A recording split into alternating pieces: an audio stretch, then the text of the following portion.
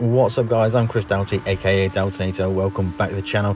In this video we're going to go through everything you need to know about LSDs in Gran Turismo 7. LSDs can be very powerful in the way you adjust your car on throttle, off throttle, but they are certainly not a magic fix for traction problems. If you try and deliver 800 horsepower through the rear wheels of your car with a heavy right foot, then no matter what your LSD settings are, it's just not going to work out. But when you are on the limit of traction, tuning your LSD can really make the car drive exactly how you want it to drive. There are 2 LSDs available under the Club Sport section and 1 LSD available under the semi-racing section. In Club Sport there is the one-way LSD and the two-way LSD, and in the semi-racing section there is the fully adjustable LSD. Looking at your car setup sheet, you can go down and you can install any one of these 4 LSDs because you get the standard open differential, and only one of them is fully customizable, and I would highly recommend going for the fully customizable LSD. The whole purpose of the LSD is to allow you to be able to tune the way the car drives on throttle and off throttle, so the fully customizable LSD is my high recommendation. Stay tuned to the end of the video and I'll give you an overview of all the LSD settings and what they do to the way the car drives, but for now we're going to change them one by one and look at the way the car reacts. Switching over into the Audi R8, I'm going to set the acceleration sensitivity to be as low as it can go. All the other settings for the LSD will ballpark where they need to be for what I think is a good handling car. And the track we're going to be testing at is Daytona. It was Daily Race C for last week, and I drove a lot of laps on this track. So into turn 1 now with the acceleration sensitivity on pretty low, really just keeping a listen to the engine revs here. You can hear them just kind of skip a little bit as the car's going over the bumps. As the tyres unload, the inside wheel is just diffing out a little bit. It's bleeding away some power. Getting on the throttle out of this car now, we do lose it a little bit. So no matter what your LSD is set to, it's not going to completely magically fix your acceleration problems.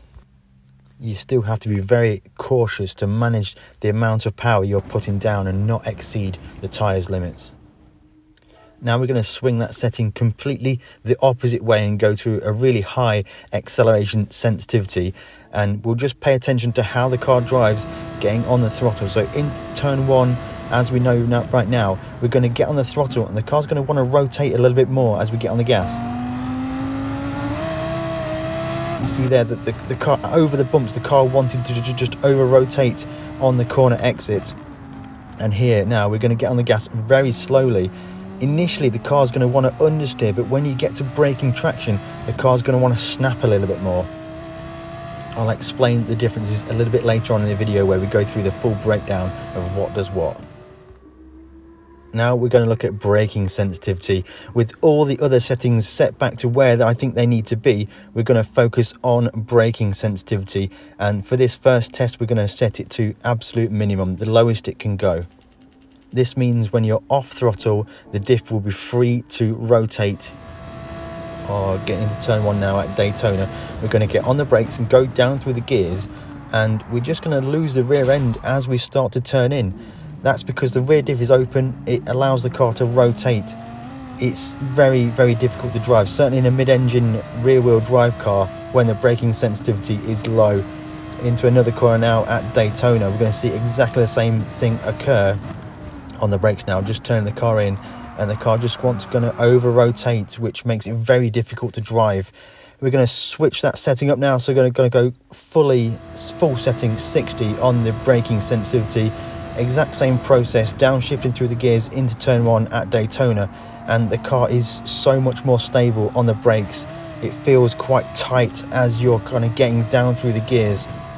Again, we're going to go through the exact same corners that we just tested with, and you can just be so much more aggressive on the brakes, on the downshifts, and when you're turning into the corner with the braking sensitivity set to high. Now we're going to look at initial torque settings. I'm going to switch it to be very high. I've always run it very low. Now the initial torque setting has an effect on both acceleration and braking differences. It just kind of stiffens it up. So a high setting stiffens up both of them. And you see now on the brakes into turn one, the car is very, very stable. And then we're going to get on the gas, and the car is pretty stable on the gas as well. But we'll most likely have a problem with snap oversteer. As soon as we start to break traction on power, it's likely that we'll have a bit of snap oversteer.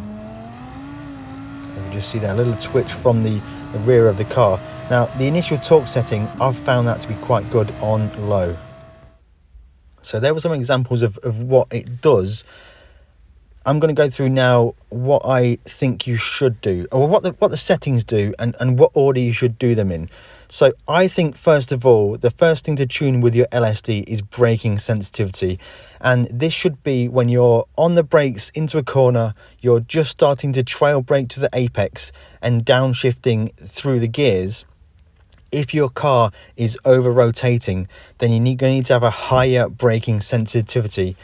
If you're feeling that your car feels too tight on the brakes, it doesn't want to turn in, then you can lower the braking sensitivity, and that will help the car to rotate and turn into the corners on the brakes, and also when you're coasting.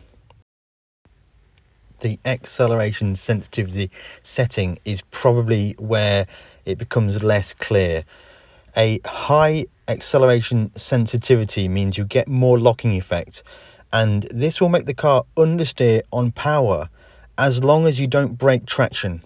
As soon as you break traction, that high sensitivity will turn into snap oversteer.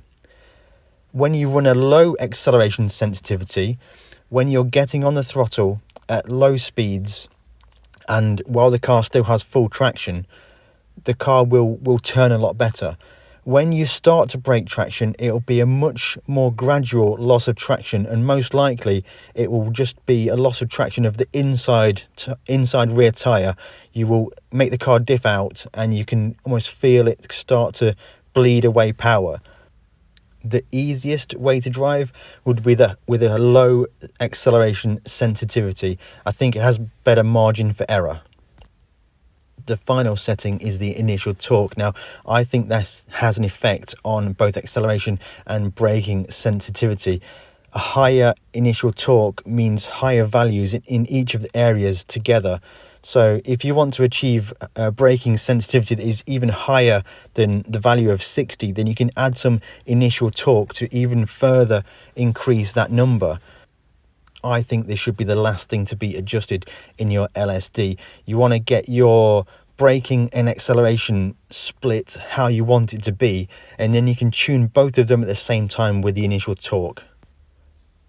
The numbers on screen right now are the diff settings that I ran in my Audi R8, and I thought it worked really well. The really high braking sensitivity made the car stable on the brakes. It didn't make the car over rotate, which was really good for that mid-engine rear-wheel drive car.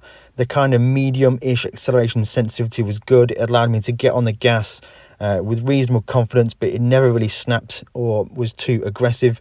And the very low initial torque kept the whole system pretty open. If I wanted to make the car a little bit easier to drive, I'd have probably lowered the acceleration sensitivity a little bit. But overall, I thought this setting was very good. Let me know in the comments below what you think about the LSD settings. It's a very complicated topic, and I'm interested to hear your feedback. I know there's a lot of people that mentioned about LSD settings in a lot of my other videos, and I'm really interested to hear your feedback on what my thoughts are. Also to note, this is very specifically the rear LSD settings. If you'd like to know about the front LSD settings and when you've got a four-wheel drive car or a front-wheel drive car, let me know in the comments below. I'll consider doing those videos in the future. If you want to continue this setup conversation, then check out the description below for the Race Asylum Discord. In that Discord, we discuss everything to do with tuning in Gran Turismo 7, so check out the link in the description below. I hope you've enjoyed this video. If you have, hit that like button, consider subscribing. We're going to continue to go through all of the setup options in Gran Turismo 7 and explore what they do and how they should be used. Thank you very much for watching, and we'll catch you in the next one.